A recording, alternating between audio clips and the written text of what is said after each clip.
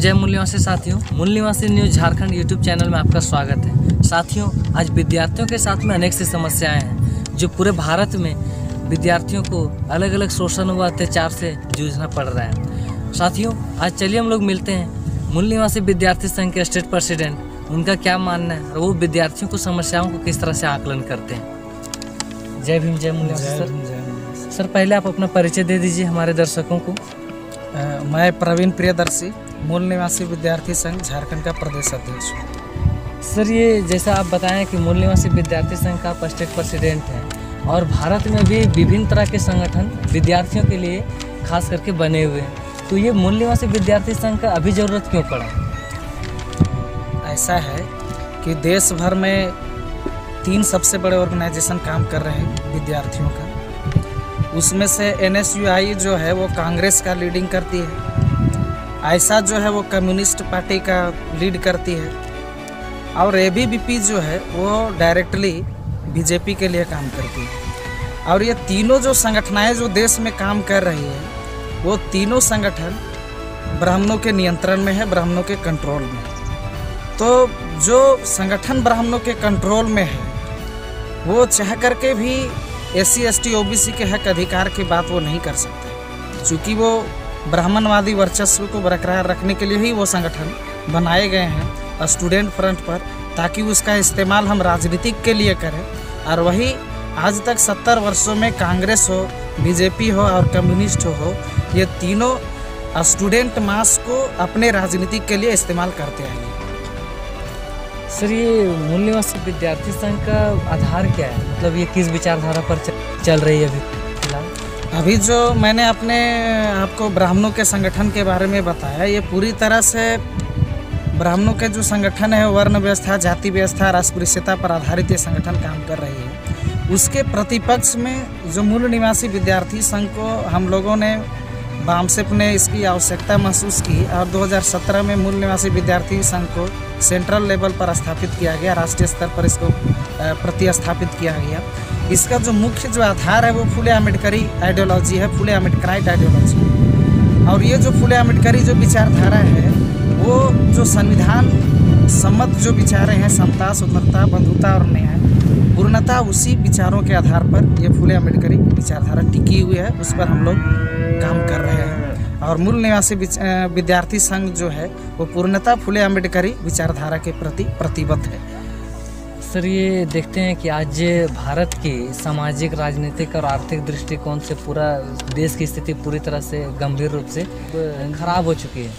तो हम लोग देखते हैं कि देश के युवा आज PG किए हुए लाखों करोड़ों युवा बेरोजगार घूम रहे हैं, अनेक सारी डिग्रियां हासिल कर ली लेकिन उनको कहीं भी रोजगार नहीं मिल रहा। इसके बारे में आप किस तरह से विश्लेषण करेंगे? देखिए, इस देश की जो पॉपुलेशन है वो 135 करोड़ है, इस देश का पॉपुलेशन है, और उसमें तकरीबन 65 to 70% जो है वो युवा लोगों का जनसंख्या इस देश में।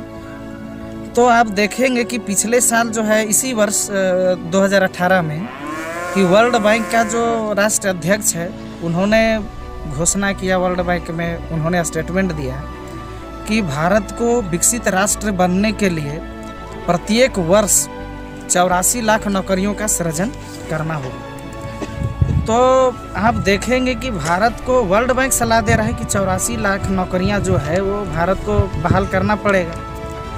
तो अगर एक नौकरी के पीछे 5 परिवार का या 6 परिवार का कल्याण होता है, तो उसको 135 करोड़ को अगर हम 6 से डिवाइड करते हैं तो उतनी नौकरियों की आवश्यकता है देश भर में। तो उतनी नौकरियों का सृजन करने के लिए भारत को तकरीबन 35 से 40 वर्ष लगेगा। उतने नौकरियों को फुलफिल करने के लिए अगर प्रत्येक वर्ष हम 84 लाख नौकरियों को देते हैं, जितने भी पब्लिक अंडरटेकिंग है, प्राइवेट अंडरटेकिंग, जितने भी इंस्टीट्यूट हैं गवर्नमेंट के अंदर में है 4th से 1 ग्रेड तक लेकर के, वो सारे को अगर हम इंस्टीट्यूशन को अगर गवर्नमेंट में तब्दील करते हैं तो कहीं ना कहीं वो सारे नौकरियां हमें कम पड़ जाएंगी। अभी मोदी जी जो है 2014 में घोषणा किए थे कि हम अपने शासनकाल में 2 करोड़ नौकरियों को देंगे।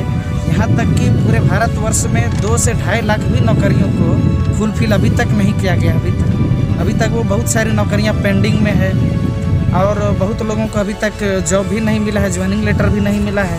तो ये समस्या हमारे सामने अभी बनी हुई है। इसीलिए हम मूल निवासी विद्यार्थी संघ के माध्यम से इस देश की जो बहुसंख्यक प्रजा है, SC ST OBC, इसको हम उसके हक अधिकार की लड़ाई लड़ रहे हैं, उसको जागृत कर रहे हैं ताकि वह अपने हक अधिकार, अपने वजूद के प्रति जागृत हो और जो व्यवस्था बनी हुई है इस ब्राह्मणी व्यवस्था के खिलाफ में वो अपनी आवाज़ को बुलंद कर सके और इस आंदोलन को गतिमान कर सके। हमारे मूल निवासी विद्यार्थी संघ का यही हमारा मुख्य मकसद है, हमारे आंदोलन का यही ध्येय है, यही मकसद है। सर, ये मूल निवासी विद्यार्थी संघ जिस तरह से है फुले अम्बेडकर विचारधारा पर आधारित है, तो क्या ये सभी महाविद्यालयों में ऐसी कमेटी बनेगी और चुनाव लड़ेगी? हाँ, बिल्कुल लड़ेगी। अभी हम लोग झारखंड में भी तकरीबन 8 जिले में मूल निवासी विद्यार्थी संघ का बॉडी बना चुके हैं और अब हम कॉलेज में और यूनिवर्सिटी में प्रवेश करेंगे। भले ही हमारा अभी इस वर्तमान स्थिति में भी 1 साल ही हुआ है हमारे विद्यार्थी संघ का, तो इसी अवस्था में हम धीरे धीरे कोशिश करेंगे कि कॉलेज में, यूनिवर्सिटी के अंदर में, और 2019 में इसी वर्ष हम झारखंड के कई विद्यालयों में, महाविद्यालयों में हम चुनाव को लड़वाएंगे।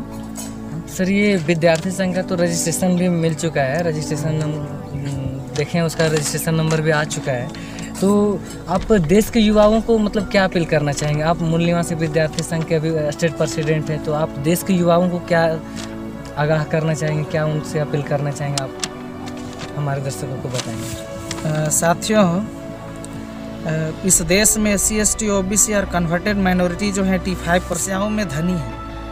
हमारे सामने समस्याएं अंतहीन है और अंतहीन होने की वजह से हम समस्याओं में धनी हैं। जो गरीबी है, भूखमरी है, लाचारी है, बेगारी है, कॉलेज इंस्टीट्यूशन में जातिगत भेदभाव के आधार पर हमारे विद्यार्थियों को वो दंश झेलना पड़ता है।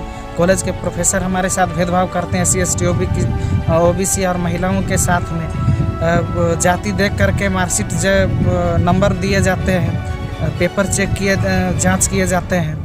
तो ये सारे समस्याएं हमारे कॉलेजेस के अंदर में, यूनिवर्सिटी के अंदर में विद्यमान है। यहाँ तक के जो रिसर्च स्कॉलर जो होते हैं, PhD के रिसर्च स्कॉलर, वो उसको भी ब्राह्मण प्रोफेसर, चूँकि कॉलेज यूनिवर्सिटी के अंदर में मैक्सिमम जो है 90% वो एसोसिएट प्रोफेसर हैं और परमानेंट असिस्टेंट प्रोफेसर हैं, वो एबव दैन 90% अपर कास्ट के लोगों का दबदबा है। तो अपर कास्ट के लोगों की वजह से होने की वजह से ये समस्याएं SC ST OBC के साथ में बनी हुई है।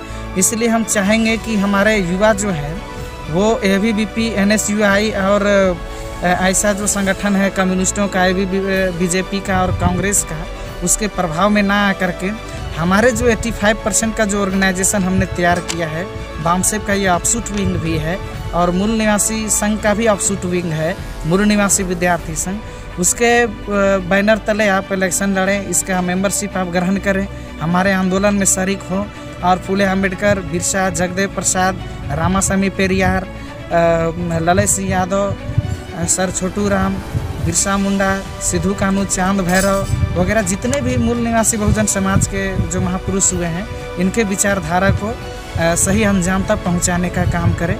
ऐसा मैं आपसे अपील करता हूँ कि आप हमारे आंदोलन के साथ शरीक हों, जुड़े और मूल निवासी महापुरुषों का जो सपना था वो सपने को साकार करने में अपना महत्वपूर्ण योगदान दें। धन्यवाद। बहुत बहुत धन्यवाद सर, आपने हमारे चैनल को समय दिया। जय भीम, जय मूल निवासी। साथियों, आपने हमारे इस वीडियो को देखा इसलिए आपको बहुत बहुत धन्यवाद। अगर अभी तक आपने सब्सक्राइब नहीं किया है तो प्लीज़ सब्सक्राइब कर लीजिए।